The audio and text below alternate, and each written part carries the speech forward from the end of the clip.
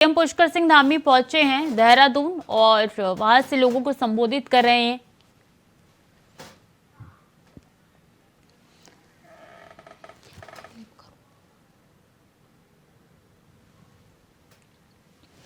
तो सीएम पुष्कर सिंह धामी पहुंचे हैं देहरादून और बता दें इस दौरान वो संबोधित कर रहे हैं, चूंकि आज आखिरी दिन है साल का और ऐसे में सीएम पुष्कर सिंह धामी पहुंचे हैं देहरादून में। मन की बात सकारात्मक संवाद से सशक्त भारत पुस्तक का विमोचन कार्यक्रम है और इस विमोचन कार्यक्रम में सीएम धामी पहुंचे हैं।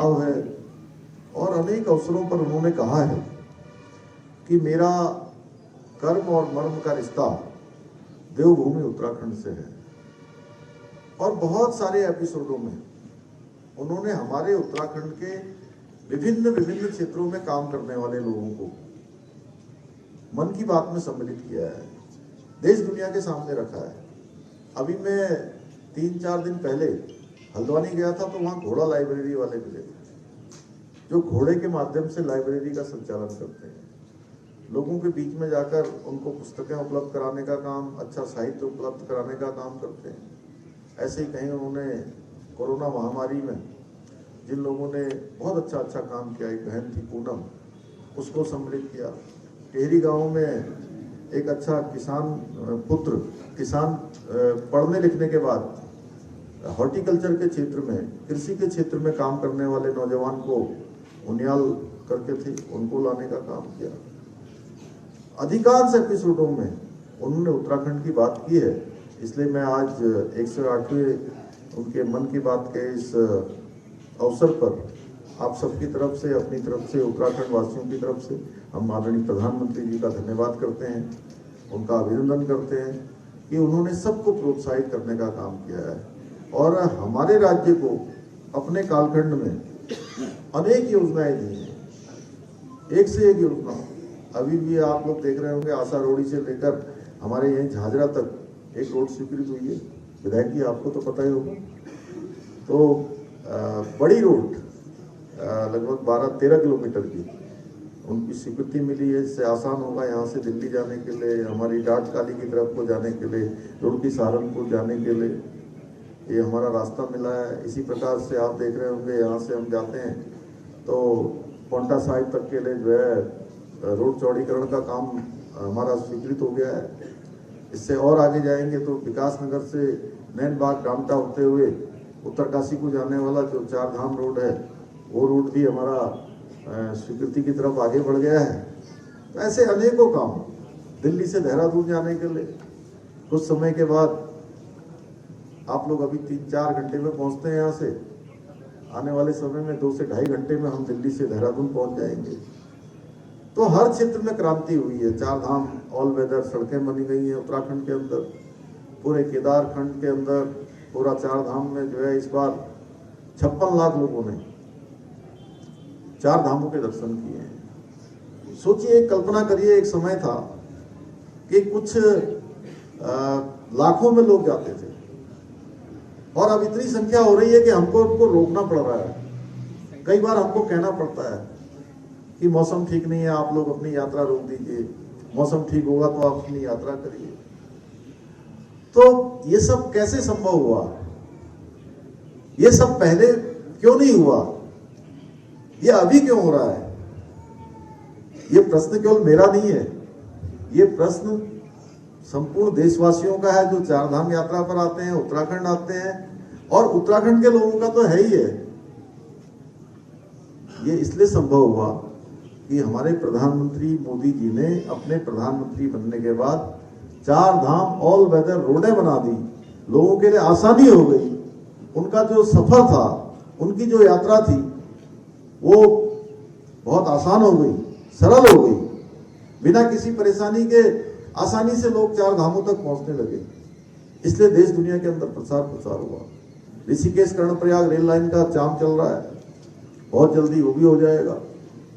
अभी पिछले वर्ष मोदी जी माड़ा गांव आए थे, बद्रीनाथ का मास्टर प्लान तेजी से उस पर काम चल रहा है। केदारनाथ का पुनर्निर्माण का काम चल रहा है। केदारनाथ जाने के लिए, हेमकुंड साहब जाने के लिए रोपवे का शिलान्यास हो गया। जौलीकोंग आदि कैलाश जाने वाले 18,000 फीट की ऊंचाई पर पहुंचने वाले हमारे प्रधानमंत्री मोदी जी देश के पहले प्रधानमंत्री हैं जो इतनी ऊंचाई पर पहुंचे हैं। फिर पूरी देश दुनिया को उन्होंने आदि कैलाश का भी दर्शन करवाया है। आदि कैलाश भी पूरी दुनिया के सामने आ गया। पूरे उत्तराखंड को आगे बढ़ाने के लिए 1.5 लाख करोड़ से भी ज्यादा की योजनाएं उन्होंने शुरू की है। अभी जल्दी हमने सौंग बात का प्रस्ताव दिया है कि देहरादून में पानी की जो कमी है उसको दूर करने के लिए यहाँ सौंग बात बनाया जाएगा, जिससे आने वाले 50 सालों तक देहरादून को पानी की कोई कमी नहीं होगी।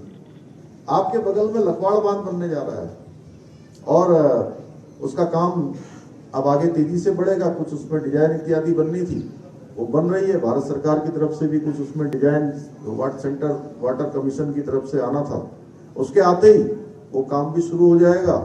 और जो 4 दशक से भी ज्यादा सहदेव भाई, ये बात आपको, क्योंकि आपके नजदीक का क्षेत्र है इसलिए लखवाड़ का, जहाँ डैम बनना है, इसलिए हम सब की जानकारी में अच्छी तरह होना चाहिए।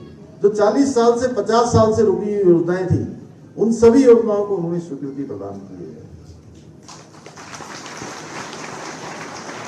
जल्दी एक और डैम के बारे में बात हो रही है जो हिमाचल और हमारे बीच में बनाया जाएगा, उस पर भी काम चल रहा है।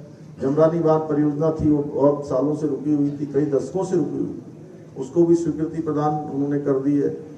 आज राज्य के अंदर अनेक योजनाएं तेजी से हमारे प्रधानमंत्री मोदी जी के निर्देशन में, उनके मार्गदर्शन में राज्य की सरकार उनको आगे बढ़ाने का काम कर रही है।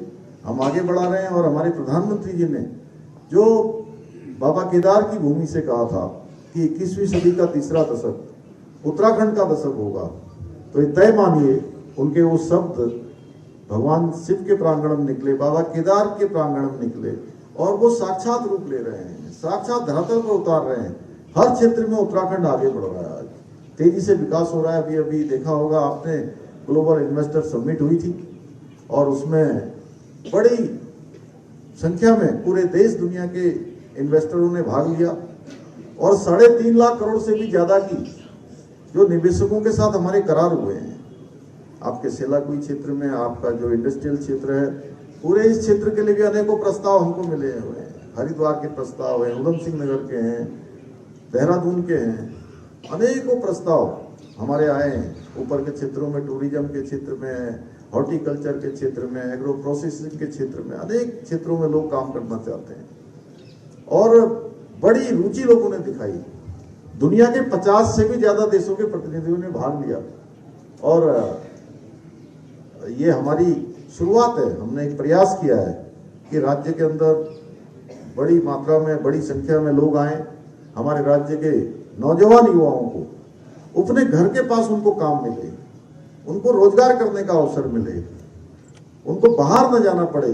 पढ़ाई लिखाई करने के बाद अपने माता पिता के पास रह के, अपने घर में रह के उनको रोजगार का अवसर मिले, राज्य की आर्थिकी बढ़े।